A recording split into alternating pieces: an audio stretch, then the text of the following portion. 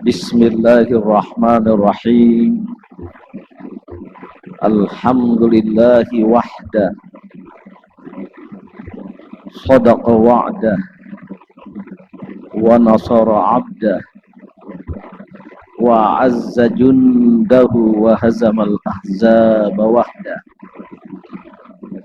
Asyhadu an la ilaha illallah wahdahu la syarikalah, alladzi ja'ala fil ardi khalifah. Wa asyhadu anna Muhammadan abduhu wa rasuluh alladzi aqama bil madinatil ummah wa ala alihi wa ashabihi wa man ittaba'a siratal istiqamah. Yang saya hormati dan kita hormati bersama tokoh kita, tokoh reformasi Indonesia, pendiri dan ketua Majelis Syuro Partai Umat, Bapak Profesor Dr. Amir Rais, sahabat saya Pak Ka'ban. Saya nggak tahu kalau beliau ikut di Partai Umat. Rupanya beliau telah memilih jalan istiqomah. Sama dengan adik saya Mustafa Nahra yang sering di rumah dan memang berawal dari MPR, Majelis Peduli Reformasi, tim tidak resmi Pak Amin waktu 2004. Saya ketua sukses itu. Mas Mustafa itu koordinator wartawan, maka aktif di pengajian Orbit. Sering saya dengar ikut di Partai Umat, walaupun kalau tidak salah pernah menjadi caleg PKS, gagal, kemudian caleg PAN, gagal juga. Rupanya dia ingin memilih jalannya sendiri, jalan yang benar, yaitu Partai Umat.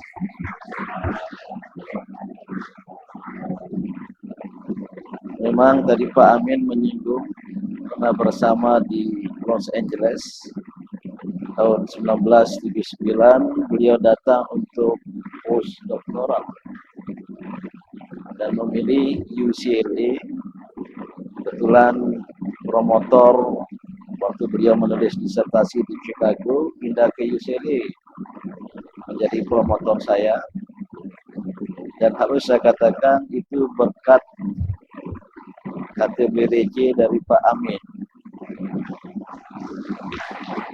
Menulis surat ke Profesor Leonard Binder yang berada di UCLA tentang ada seorang kader Muhammadiyah, dan berkat surat itu saya sangat dicintai oleh Profesor Binder sehingga bisa menyelesaikan S3 hanya dalam 2,5 tahun.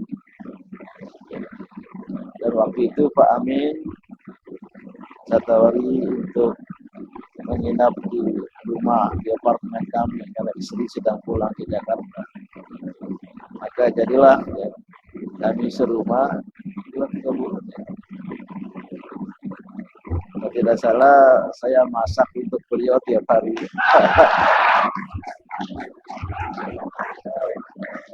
Apartemennya one bedroom.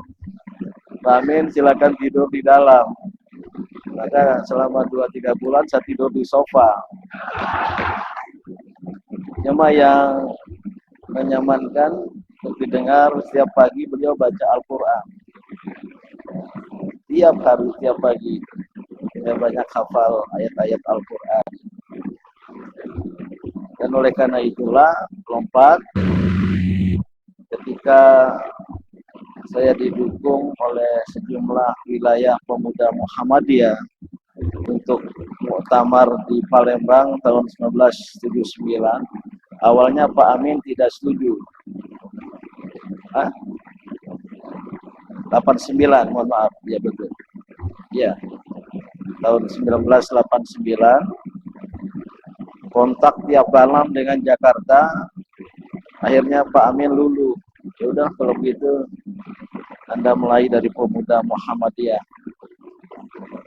Usul beliau yang pertama, nggak usah di Orkom pemuda Muhammadiyah, langsung di majelis apa? Seperti beliau pulang dari Amerika langsung ketua majelis tabligh BP Muhammadiyah, dan begitu muktamar langsung terpilih masuk di pimpinan pusat Muhammadiyah. Maka pulanglah kami bersama pulang.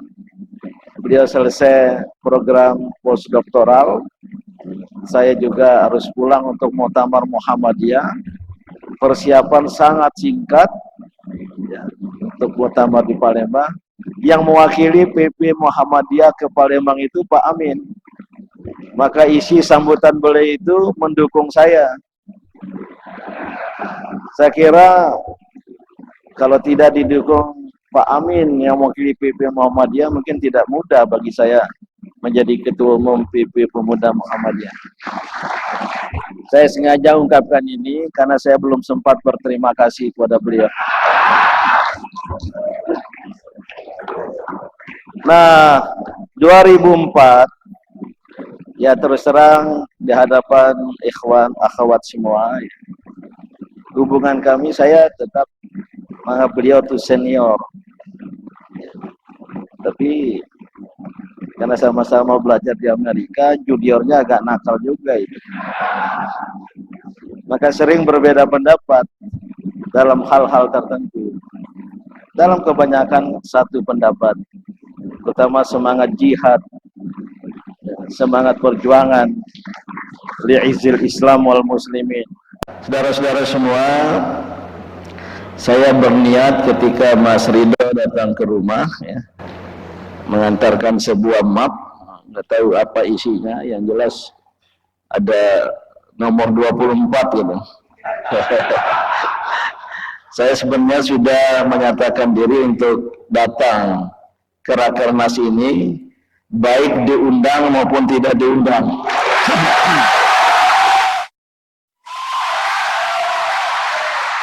Sebab saya yakin kalau saya datang tanpa undangan dapat dipastikan tidak akan diusir.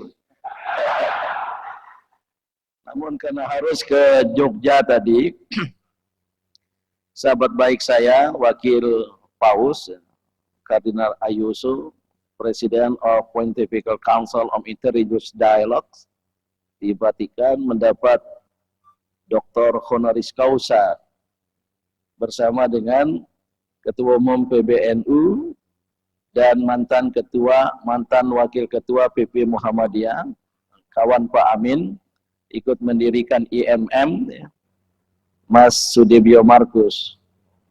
Ya, maka saya perlu datang ke Jogja, baru pulang tadi itu setelah maghrib tiba di sini itu, langsung kemari.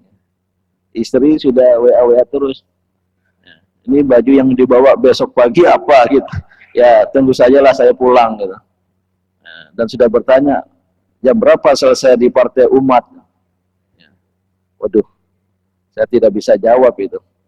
Ya. Nah, Bapak Ibu dan saudara-saudara, ini pembuka tadi ya.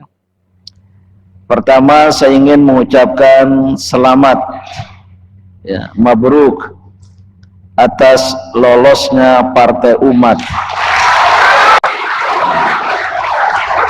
menjadi peserta pemilu 2024. Saya dalam hati dan waktu Mas Tova minta ucapan selamat, Partai Umat memang hebat. Nomor 24 membawa berkat.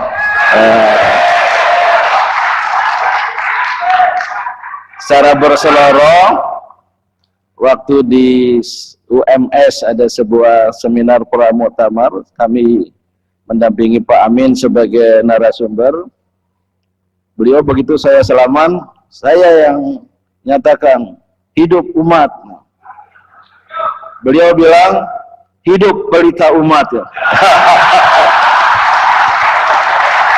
Ya.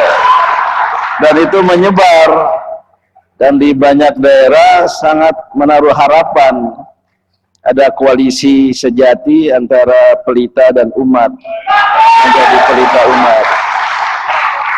Sayang takdir Allah Subhanahu wa taala ya, Partai Pelita tidak lolos.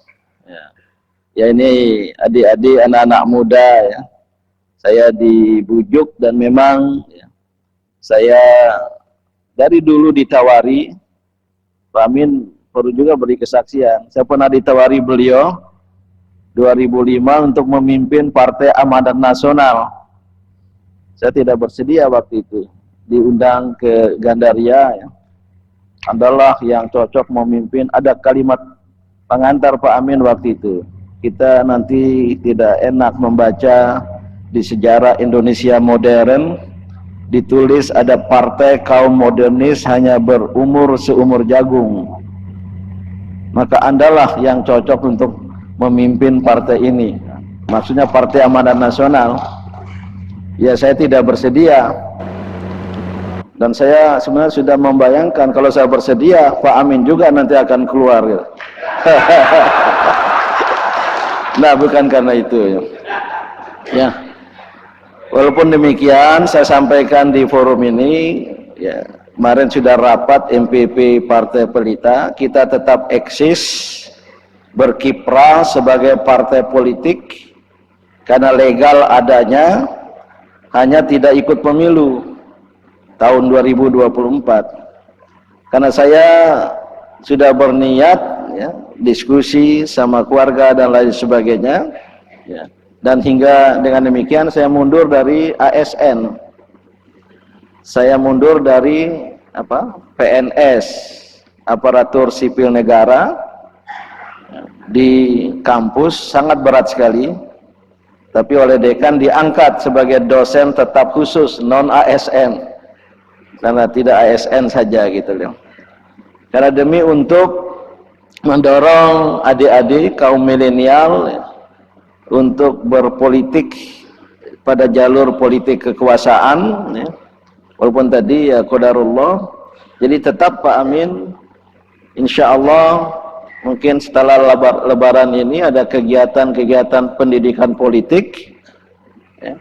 Kemudian penciptaan budaya politik dan ikut melakukan pengawasan sosial politik sebagaimana fungsi dari partai politik, hanya tidak ikut pemilu. Dan kami berkeyakinan nanti 30% golput pada 2019 mayoritas kaum milenial itu akan bisa kita jaring. Nanti kalau banyak nanti tablik akbar, rapat akbar Partai Pelita ya silakan saja nanti pada pemilu legislatif kemudian mendukung Partai Umat ya. Karena juga dibahas di MPP itu Majelis Perusahaan Partai, tentu partai yang sevisi atau hampir sama visinya gitu ya. Dengan Partai Umat mungkin nggak terlalu jauh ya. Apalagi ini banyak kawan-kawan saya yang ada di sini, termasuk Bapak Ustadz Ferdi Sambo, yang sering mengisi pengajian di rumah. Singkat saja, ya, hukuman mati ya. Saudara-saudara, saya kira sama ya yang dipikirkan oleh Pak Amin. Waktu itu Pak Amin nggak jelas sih waktu datang ke rumah itu. Datang ke rumah sebelum membentuk Partai Umat. Mau bertemu diterima, saya terima di rumah. Kebetulan lagi ada rapat Dewan Nasional Pergerakan Indonesia Maju, ada Mbak Wiwi, Profesor Siti Zuhro, ada Mbak Husnul Mar'iyah.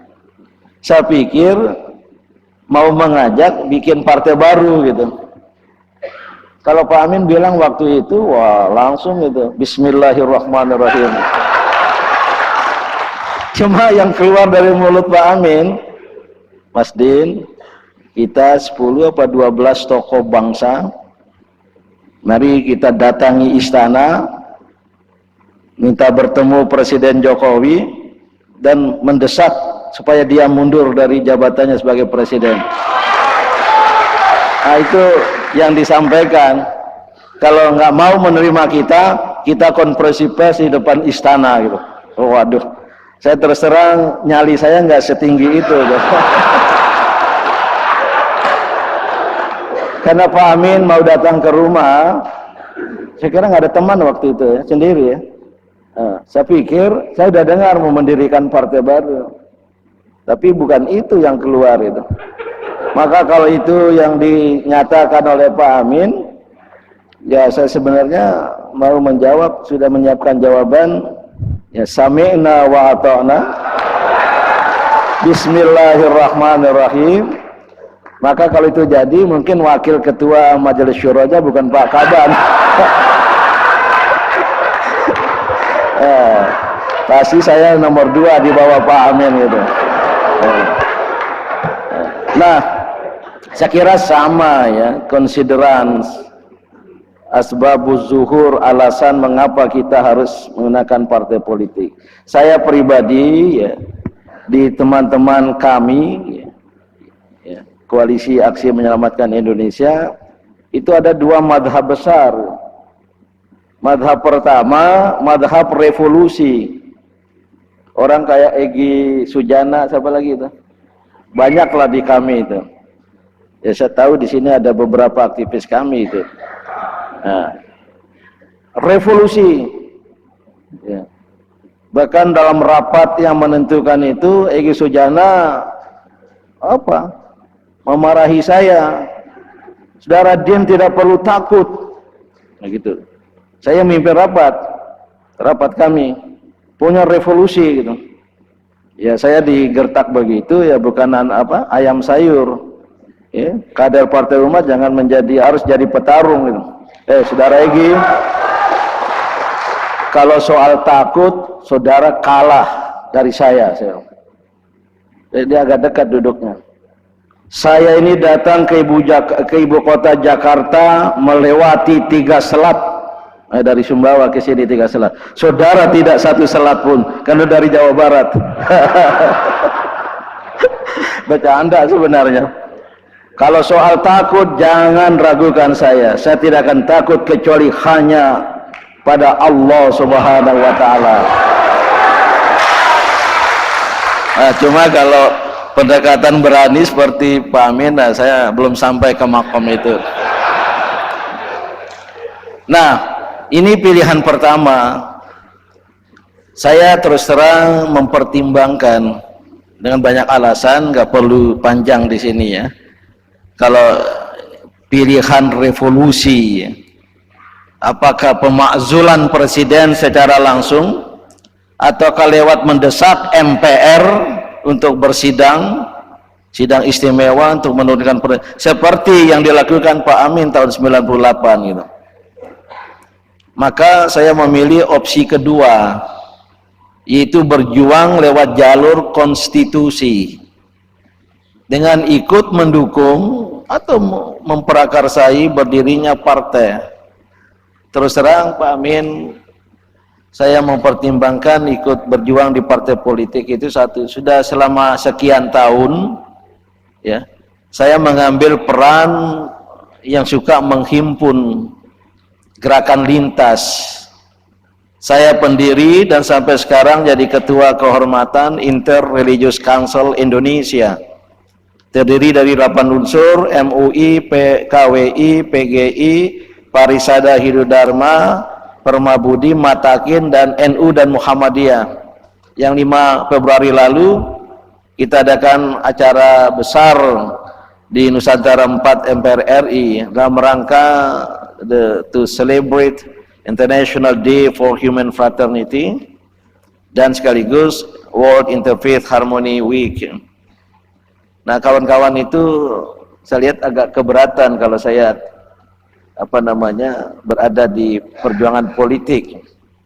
Saya dirikan Dewan Nasional Pergerakan Indonesia Maju sebagai ketua umum, legal adanya sebagai ormas, gerakan rakyat lintas agama, suku, profesi, juga gender, dan banyak lagi gerakan lain gitu.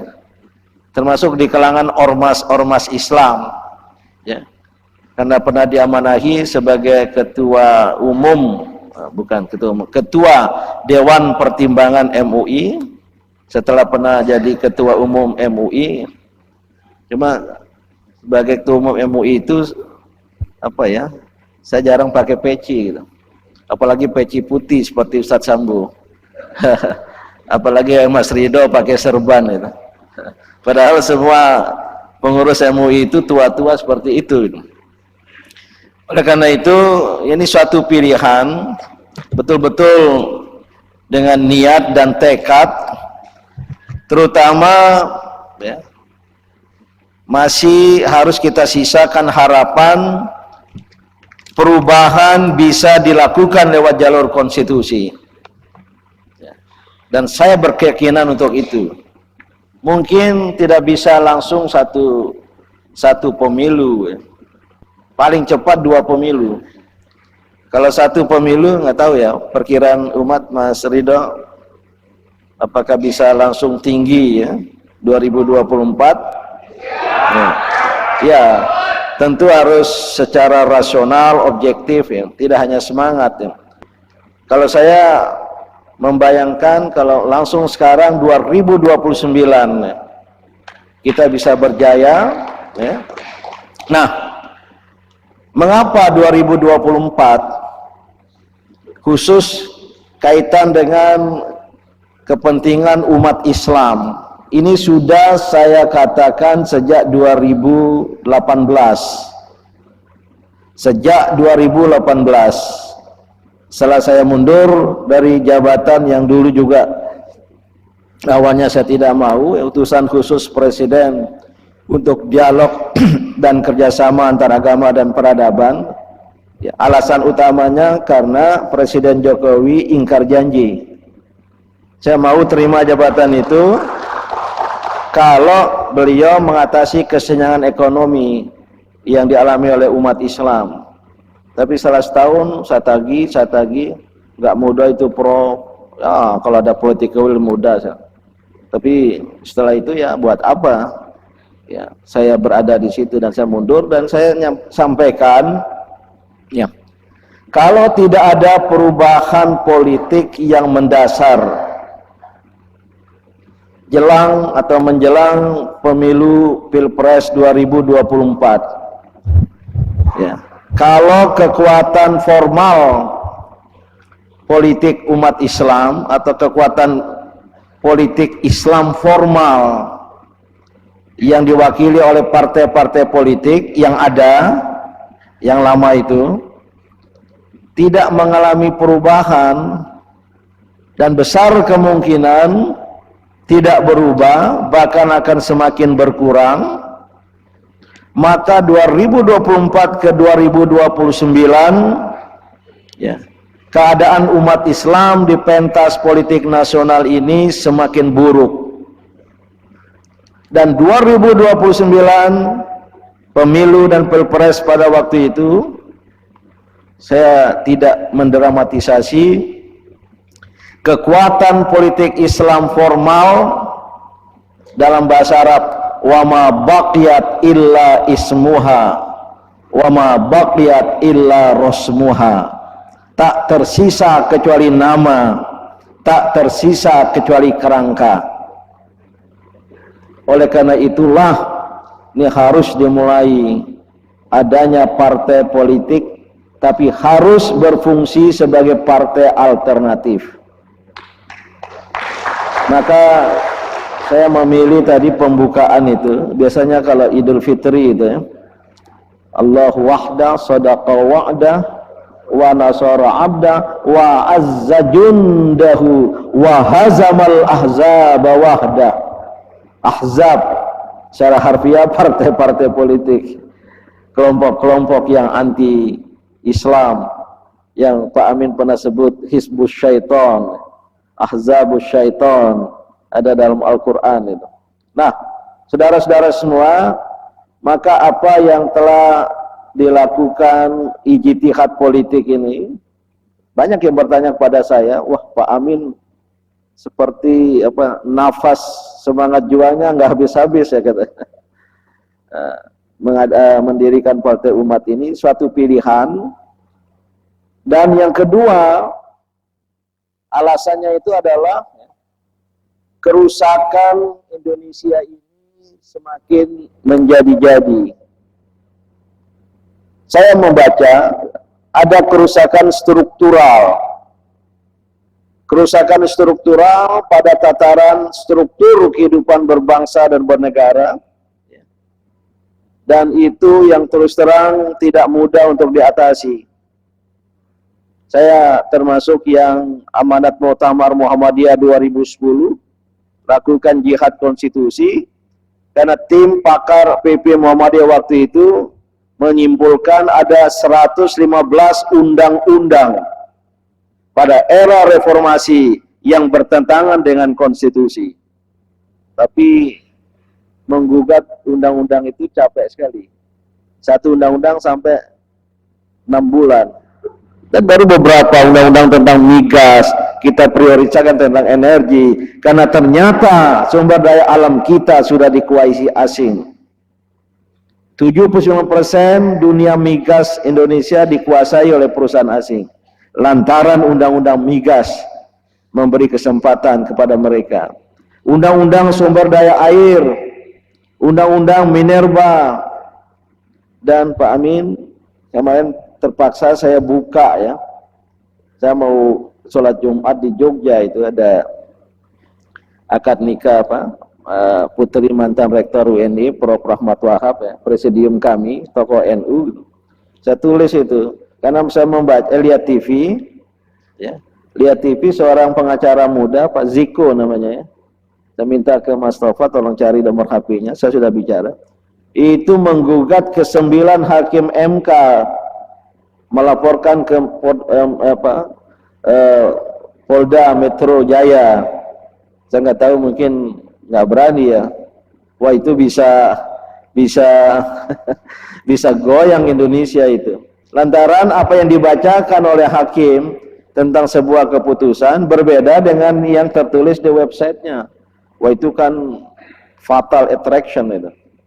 Saya kemudian masuk ke 6 bulan sebelum saya menyelesaikan amanah di Muhammadiyah 2015 Muktamar Makassar, diputuskan ya, dalam rapat kita menggugat 3 undang-undang sekaligus. Sempat ada wartawan bertanya, ini kedar tayang ya Bang Din gitu. Undang-undang pertama tentang lalu lintas devisa dan sistem nilai tukar dan lalu lintas devisa, saya lupa tepatnya. Yang kedua, undang-undang tentang kelistrikan.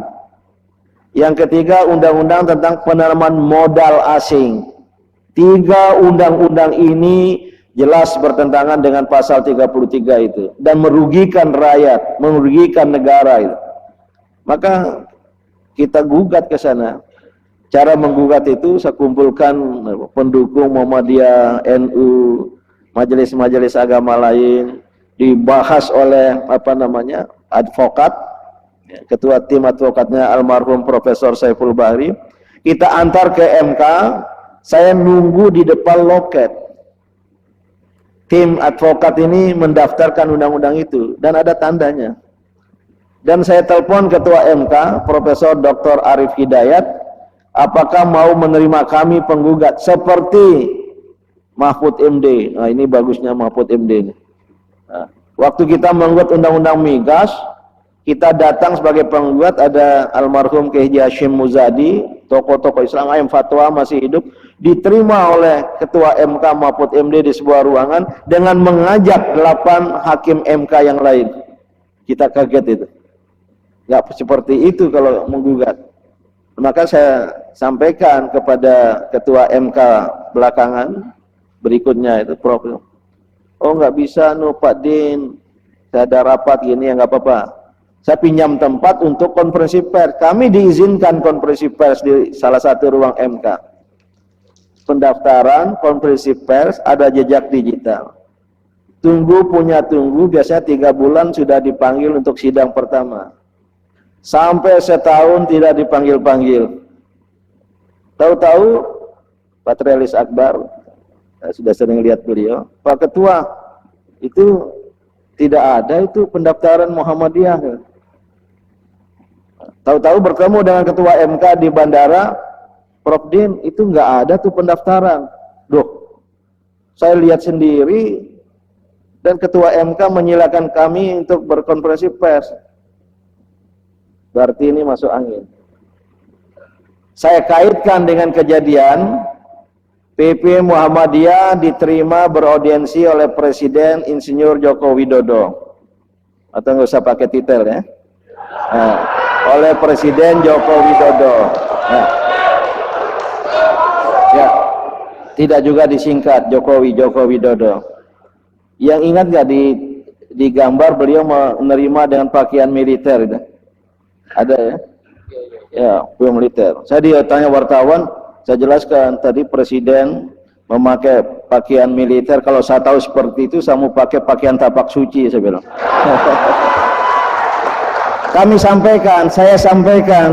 Saya yang menyampaikan, Bapak Presiden, untuk diketahui Muhammadiyah mengajukan judicial review 3 undang-undang sekaligus. Do you know what was his answer? Tapi timingnya tidak tepat, Prof. Saya sebagai pembelajar politik langsung intuisi politik saya mengatakan ini bakal masuk angin. Gugatan ke MK itu. Timingnya tidak tepat, Prof. Ini kalau ada rekaman saya mau buka itu. Maka kawan-kawan PP yang lain tidak saya kasih tahu. Ini bakal mendapat masalah. Dan ternyata sampai sekarang nggak pernah dibahas oleh MK. Dan saya patut menduga, bahasa hukumnya begitu ya, karena adanya intervensi Presiden terhadap Mahkamah Konstitusi.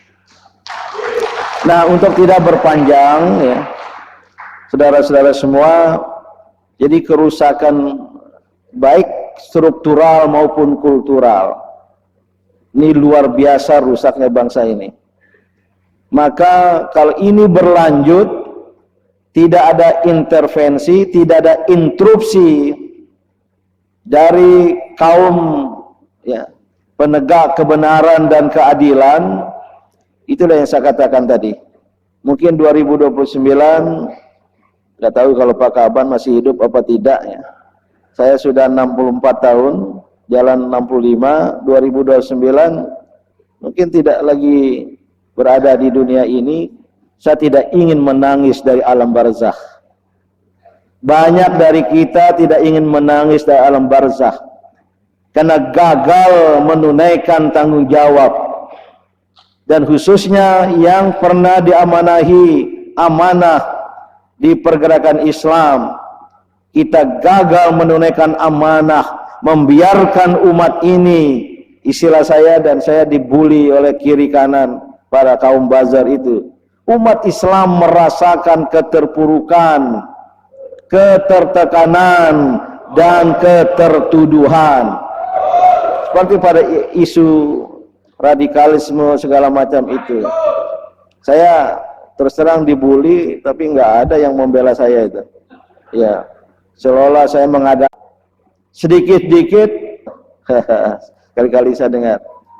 Nah, ringkas cerita, saya ingin simpulkan, Pak Ka'ban, perlu ada kekuatan, walaupun tidak disebut dalam satu kalimat frasa khusus dalam Al-Quran, dalam Al-Hadith, tapi ada dasar Al-Quran dan Al-Hadith. Apa yang disampaikan oleh Pak Amin, selain kita melakukan al-amru bil ma'ruf wan nahyu 'anil munkar, paham ya? Menegakkan kebenaran dan mencegah kemungkaran, itu banyak disebut oleh Al-Quran dalam ayat-ayat istilah seperti itu. Maka Muhammadiyah dengan Ali Imran 104 merasa itulah misi, tugas mulia untuk dilakukan, ya, al-amru bil ma'ruf wan nahyu 'anil munkar. Nah, ternyata sekarang lebih hebat dari itu yang harus kita tegakkan. Al-amru bil adli wan nahyu 'aniz zulmi.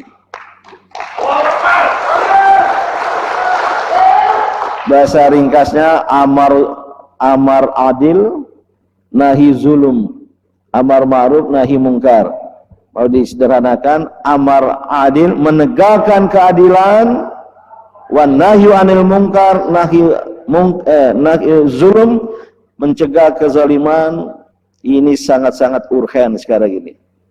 Kalau Partai Umat menjadikan itu sebagai apalah ideologi perjuangan, sekira benar adanya, urgen adanya, dan ini harus kita lakukan. Maka terakhir saya menaruh harapan kepada Partai Umat yang alhamdulillah lulus apa lolos ya? Hampir tidak ya. Ya, itu apa namanya, berkah dari Allah Subhanahu wa taala. Ya, tapi jangan menganggap partai pelita enggak lolos tidak diberkahi. Selalu ada hikmah. Saya pribadi yang merasakan hikmah itu. Saya pribadi yang merasakan hikmah itu. Allah Subhanahu wa taala sangat sayang pada kita, para hambanya yang berniat, bertekad, berjuang untuk agamanya gitu.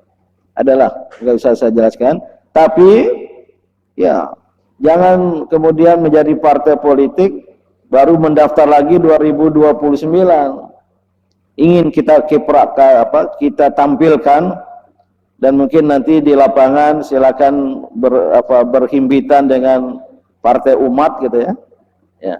Tidak untuk menang pemilu karena tidak ikut pemilu, tapi untuk menjadi kekuatan amar ma'ruf nahi mungkar dan amar adil nahi zulum tadi itu gitu.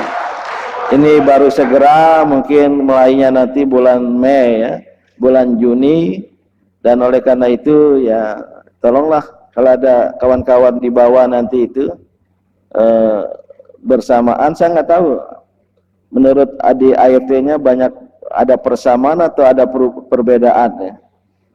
Mungkin gayanya saja agak beda ya. gaya apa namanya, gaya perjuangan agak beda. Dan bagaimana memenangkan pemilu yang apa namanya, lapangannya tidak baik-baik saja. Apalagi mohon maaf nih, ini saya bicara sebagai pengamat politik juga nih. Ini di awal KPU sudah seperti itu ya.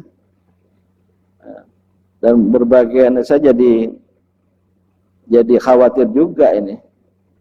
Karena terhadap hasil Pilpres 2019 saya membuat pernyataan yang kritis terhadap putusan MK. Bahkan ikut mendukung kawan-kawan ilmuwan di kampus termasuk dari UI untuk adanya eksaminasi legal terhadap keputusan MK. Dan apalagi tidak dijadikan pertimbangan betul. Ternyata bukan 700-an, 1023 petugas yang wafat. Sewaktu itu saya mengambil prakarsa mendirikan saya lupa namanya ya, Aksi Masyarakat Peduli Tragedi Pemilu gitu. Dan waktu itu baru dikumpulkan 5 bukti. Waduh, itu gawat itu. Kalau itu dipersoalkan bisa batal demi hukum hasil pemilu itu gitu. Tapi sudahlah ya. Nggak tahu kalau mau dibuka ada novum baru lagi nanti gitu. Bagaimana Mas Ridho dan kawan-kawan? Ya, ini banyak para pengamat politik. Saya juga ada pengalaman di politik praktis kekuasaan dulu, karena ketua litbang partai berkuasa ya. Ya, sudah mau menikmati kekuasaan ada reformasi gitu. Ya, inilah yang dipropori oleh Pak Amin gitu. Ya nggak jadi kita tuh di akhir Soeharto waktu itu ya. Nah, tentu ada logikanya sendiri ya. Hanya pesan terakhir ya, sebagai kekuatan partai politik, apalagi menggunakan nama umat, M-nya double ya, umat, kemudian tulisannya harus besar, bukan umat U besar. Oh iya, karena partainya besar juga. Ini saya nggak tahu ilmu kotak-katik ya 24 ini. Jadi bagus gitu ya. 24 ya, paling tidak harus kerja 24 jam sehari semalam. Ambil hikmahnya. Apalagi 24. Oh, emas 24 karat. Tapi kerudung wanita Partai Umat karatnya luntur itu. Enggak terlalu terang. 24 apa lagi? Wah, luar biasa ya. Ilmu otak-atik boleh, tapi kalau saya slogannya ya, Partai Umat memang hebat, nomor 24 membawa berkat. Berkat dari barokah, sabatul khair, menetapnya kebaikan-kebaikan yang Anda bawa semua dalam perjuangan ini. Kalau betul-betul tulus, ikhlas, ada ziyadatul khair, tambahan kebaikan dari Allah Subhanahu wa taala. Ya.